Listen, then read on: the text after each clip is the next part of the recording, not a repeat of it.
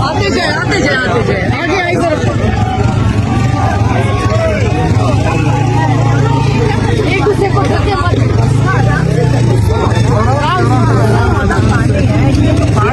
अपने आप को एक्सपोज किया खवातीन के ऊपर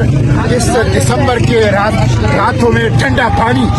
उसकी एक तशद्दुद करना वायलेंस की शर्म नहीं आती। ये हुकूमत है,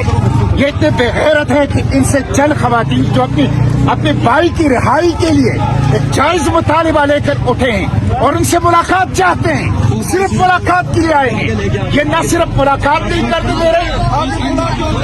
न सिर्फ मुलाकात नहीं करने दे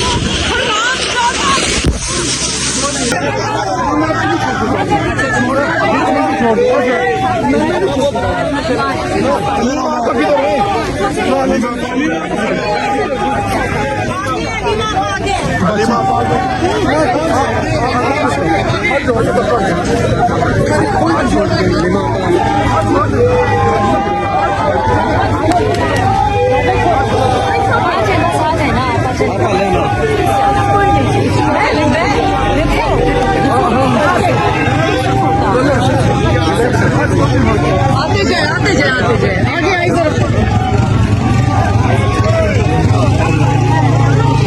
एक दूसरे को धक्के मत